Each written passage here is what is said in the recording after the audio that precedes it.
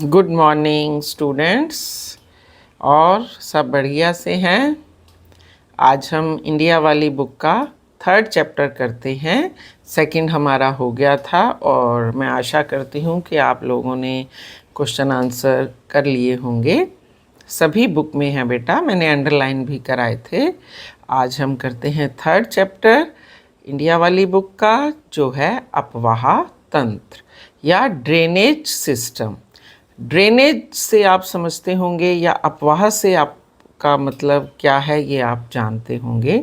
Drainage तो आप समझते हो, देखो नालियों का पानी है, हमारे घर से ड्रेन होता है, मेन गटर में जाता है, फिर वहाँ से ड्रेन होते हुए बड़े पाइप में जाता है। तो ड्रेन समझ में आ गया होगा आपको कि जो पानी है वो किस तरह से उसका निकास होता है। ठीक है। अब यहाँ ड्रेनेज का मतलब नदियों के अपवाह से है। आपकी बुक में लिखा है ना अपवाह तंत्र, तो यहाँ अपवाह का मतलब है कि जो भारत में बहने वाली नदियाँ हैं वो किस तरह से अपवाहित होती हैं या कहाँ से शुरू होती हैं, रूट क्या है उनका, रास्ता क्या है, किन किन राज्यों से आती हैं, कौन कौन सी नदियाँ और उनमें आके मिलती हैं, और फिर वो किस समुद्र में जाके गिरती हैं। गिरने के बाद वो बहुत बनाती हैं रास्ते में बहुत सारी चीज़ें। कुछ नदियाँ डेल्टा बनाती हैं, कुछ नदियाँ एस्चुरी बनाती हैं। वो सब आज हम इस पाठ में पढ़ेंगे। सबसे पहले हम ये देखते हैं कि अपवाह का मतलब क्या है। तो देखो बेटा, आपने बुक खोली हुई होगी, तो जो पेज नंबर 21 पे जहाँ लेसन शुरू हो रहा है वहाँ शुरू में ही एक बॉक्स बना है। मैं उस बॉक्स की लाइन पढ़ती हूँ, आपको अपवाह का मतलब पता चल जाएगा। निश्चित वाहिकाओं के माध्यम से हो रहे जल प्रवाह को, निश्चित वाहिकाएं समझ गए ना, कि रास्ता उनका मेंटेन्ड है, बना हुआ है, और उसी रास्ते से वो नदी छोटी छोटी वितरिकाओं में बढ़ते हुए या वाहिकाओं में जाते हुए जहाँ तक पहुँचती है वो पूरा अपवाह कहलाता है। और फिर उसने ये भी बोला कि इन वाहिकाओं के जाल को अपवाह तंत्र कहते हैं। ऐसा नहीं है कि एक नदी चल रही है बस, रास्ते में और नदियाँ मिलती जाती हैं, पहाड़ों से निकलने वाले झरने मिलते जाते हैं, बड़े बड़े नाले होते हैं पहाड़ी प्रदेश में, वो मिलते जाते हैं। जैसे अगर आपने आजकल जो मनाली में तबाही हुई ना, अगर वो आपने न्यूज़ अच्छे से ध्यान से सुनी हो या आपके पास उनकी वीडियोज़ आई हो, आपने देखा हो, तो आपने ये ध्यान दिया होगा कि जो मेन व्यास नदी थी उसमें कई कई नालों का पानी क्लाउड बर्स्ट हुआ और कई कई नालों का पानी आके उसमें मिल गया। तो जहाँ पर बर्स्ट हुआ वहाँ भी नुकसान हुआ और पानी इतना भर गया, और फिर पानी भरने से पहाड़ों से पानी आया, झरनों से पानी आया, नालों से पानी आया, उस सब ने मिलके तबाही मचा दी। तो यहाँ इस बात का मतलब ये समझो कि उस अपवाह में सिर्फ एक वाहिका नहीं होती, बहुत सारी वाहिकाएं मिलके अपवाह तंत्र को बनाती हैं। क्लियर हो गया। अब इसमें एक चीज़ और आती है, जल ग्रहण क्षेत्र। आप देखो इसी पेज पे सबसे लास्ट में दिया होगा catchment area.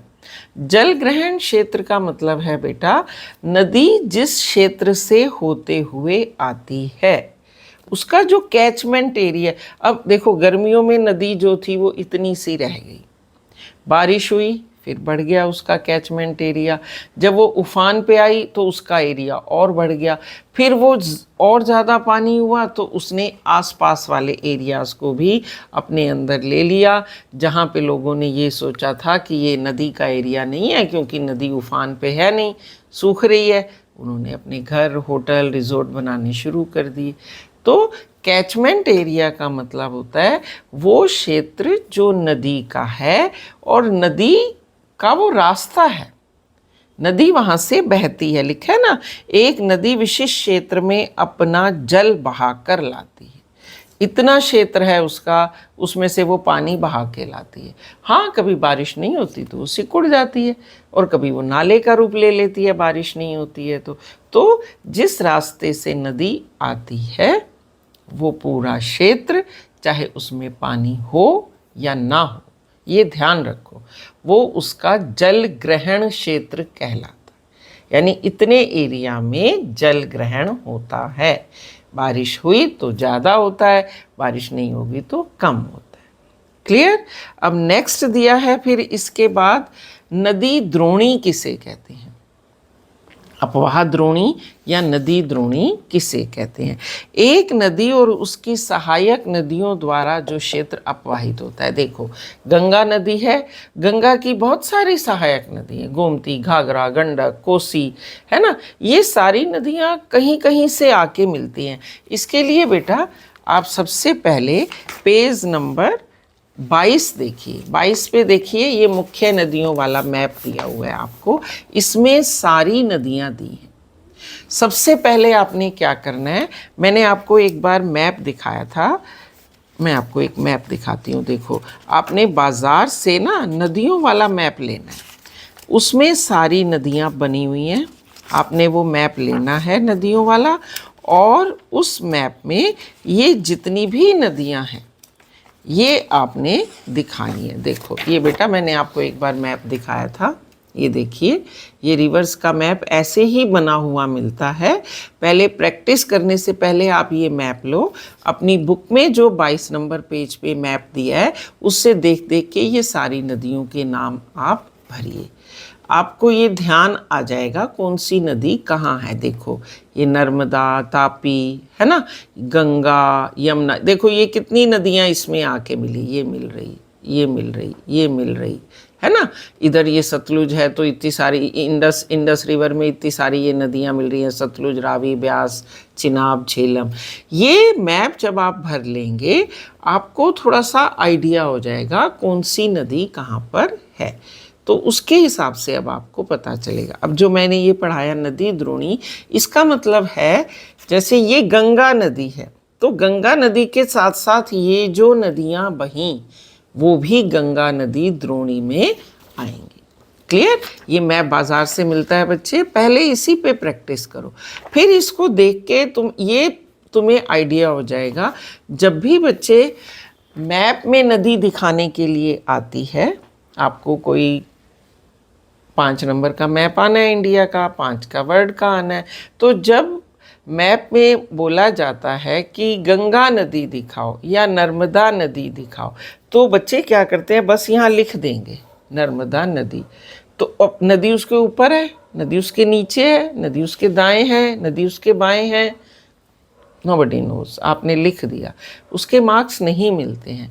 Now you are in 11th class, appropriate symbols and science होते हैं जिनके द्वारा आप हर फीचर को दिखा सकते हो। तो नदी का कोई साइन नहीं है, नदी का यही साइन है कि आपको ऐसे नदी बनानी है। कम से कम इस तरह से लाइन तो खींचो और फिर उस पे लिखो नर्मदा नदी। इसी तरह से ये नीचे है, ये है कावेरी नदी, कृष्णा नदी, गोदावरी नदी, महानदी। तो ये ऐसे ही बनाओगे और लिखोगे, only then you will get full marks. सिर्फ लिखने के मार्क्स नहीं है। Now you are in 11th class, 6ठी 7वीं वाला नहीं है कि हाँ इसको पता है तो इसको मार्क्स दे दो। क्लियर हो गया बेटा। तो अब कैचमेंट एरिया हो गया, नदी द्रोणी हो गई। अब इसके बाद है जल संभर। जल संभर का मतलब क्या होता है, देखो एक एग्जाम्पल मैं देती हूँ आपको, आगे पढ़ोगे आप।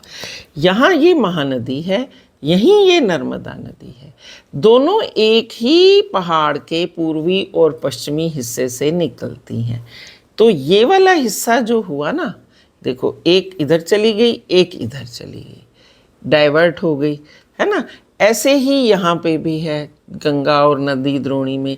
जल संभर का मतलब होता है वो क्षेत्र, देखो पहले परिभाषा पढ़ो, एक अपवाह द्रोणी को दूसरे से अलग करने वाली सीमा, जो जगह एक नदी द्रोणी को दूसरी नदी द्रोणी से अलग कर रही है वो कहलाती है जल विभाजक। विभाजक मैंने अभी बताया था 2nd चैप्टर में, बांटने वाला, या उसे कहते हैं जल संभर। ठीक है, दो नदियाँ, एक नदी है जा रही है, बीच में कोई बड़ा पहाड़ आ गया, एक नदी इधर से चली गई, एक नदी इधर से चली गई, उसने एक नदी को दो भागों में बांट दिया, वो किसी राज्य में गई, वो किसी राज्य में गई, और उसको अलग अलग नामों से पुकारा जाने लगा। तो इस तरह से बीच में जो पहाड़ आया वो कहलाएगा जल विभाजक या जल संभर। क्लियर। फिर बड़ी नदियों के जल ग्रहण क्षेत्र की नदी द्रोणी छोटी नदियों और नालों से अपवाहित क्षेत्र को जल संभर ही कहा जाता है। नदी द्रोणी का आकार बड़ा होता है जबकि जल संभर का आकार छोटा। जल संभर तो इतना ही हुआ, इतने ही एरिया में, और नदी तो यहाँ से होते हुए पता नहीं कितनी दूर तक बह गई। जैसे देखो गंगा नदी गोमुख से निकली, ठीक, गोमुख से होते हुए उत्तराखंड, ये इधर उत्तराखंड में हरिद्वार ऋषिकेश से होते हुए सारी यूपी में कई नदियों को जोड़ती हुई, यमुना नदी को मिलाती हुई बंगाल, बिहार और बंगाल में जाके वो डेल्टा बनाती। 5 स्टेट्स तो हो गई ना। तो नदी द्रोणी, इसकी नदी का जो कैचमेंट एरिया है वो कितना बड़ा है, लेकिन जल संभर जो होता है वो छोटा होता है। इसमें शॉर्ट क्वेश्चन आता है, नदी द्रोणी से आप क्या समझते हो, अपवाह क्षेत्र से क्या समझते हो, जल संभर में और जल विभाजक में ये क्या है। या एक क्वेश्चन और था, हाँ, जल विभाजक या जल संभर किसे कहते हैं, ठीक है, नदी द्रोणी किसे कहते हैं, नदी द्रोणी और जल विभाजक में क्या अंतर होता है। तो इस तरह से आप इस क्वेश्चंस को कर सकते हो। ये सारे एक एक अंक वाले क्वेश्चन बन जाते हैं। क्लियर हो गया।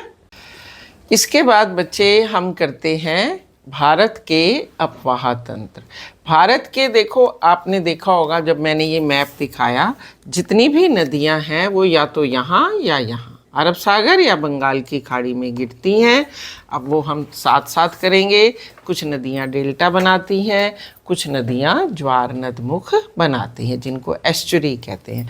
अब क्योंकि इस तरह से डिवाइडेड है हमारा प्रायद्वीपीय पठार, दोनों तरफ तटीय मैदान है, तो भारत के 2 नदी अपवाह तंत्र बनते हैं।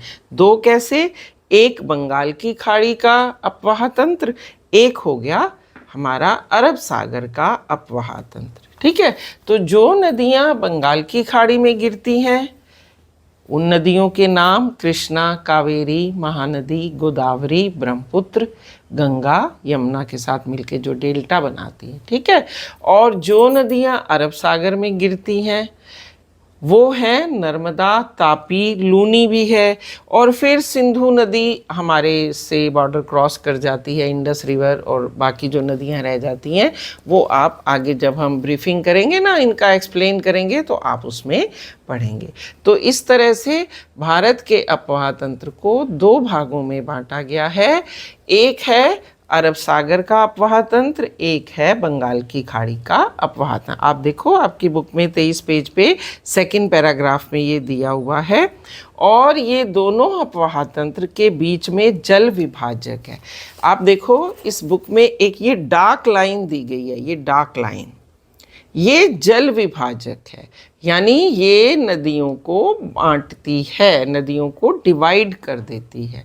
अरब सागर चली जाती हैं नदियाँ इस जल विभाजक के कारण। ये देखो ये जल विभाजक है, इसके कारण ये नदियाँ बंगाल की खाड़ी में चली गई, इधर वाली अरब सागर में आ गई। तो इस तरह से 2 अपवाह तंत्र हो गए, एक अरब सागर और दूसरा बंगाल की खाड़ी। क्लियर। अब इसके बाद चित्र आप जो ये दिया हुआ है मैप जो दिया है बेटे, उस मैप को बनाओ। उस मैप में इस लाइन को भी बनाओ।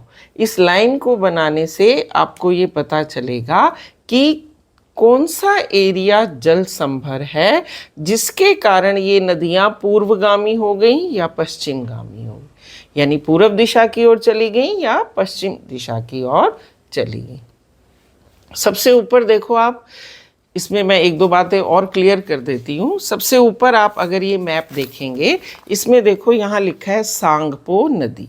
तो ये ब्रह्मपुत्र नदी है। जब ये ऊपर मानसरोवर झील से निकलते हुए यहाँ पहुँचती है तो ये सांगपो कहलाती है। चाइना में। उसके बाद जब ये भारत में प्रवेश करती है तो इसके अलग अलग नाम होते हैं, क्योंकि भारत में प्रवेश करने के बाद देखो अरुणाचल प्रदेश से होते हुए फिर ये बांग्लादेश में भी आती है, तो इसके अलग अलग नाम हैं। लेकिन एक नाम याद रखो कि सांगपो नदी जो है वो ब्रह्मपुत्रा का ही एक नाम है।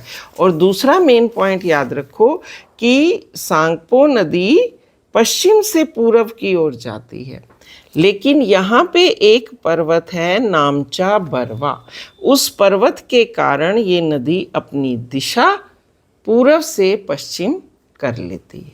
ये पश्चिम से पूर्व जा रही है, यहाँ पे नामचा बरवा पर्वत है, नदी पर्वत पे तो नहीं चढ़ेगी ना, वो उसके साइड से होते, यानी उसके कारण नदी की दिशा पश्चिम से पूर्व की बजाय पूर्व से पश्चिम की ओर हो जाती है।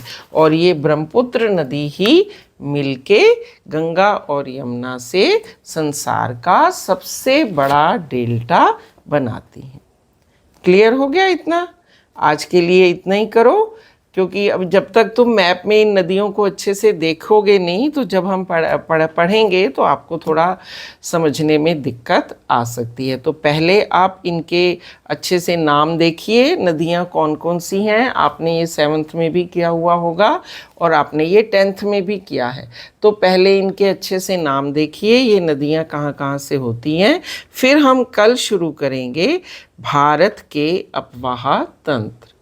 अलग अलग हैं, एक तो बंगाल की खाड़ी और एक ये है, एक है प्रायद्वीपीय और हिमालयी। हिमालय से निकलने वाली सारी नदियां हिमालयी अपवाह तंत्र में आएंगी और प्रायद्वीपीय भारत से निकलने वाली सारी नदियां प्रायद्वीपीय अपवाह तंत्र में आएंगी। और आपका एक छोटा सा होमवर्क है, अब हिमालय से निकलने वाली नदियों के नाम एक साइड पे लिख के रखो, प्रायद्वीपीय भारत की नदियों के नाम एक साइड पे लिख के रखो। आप इतना करके रखो, फिर हम कल इसको शुरू करेंगे। ओके बेटा, take care, have a nice day and good bye.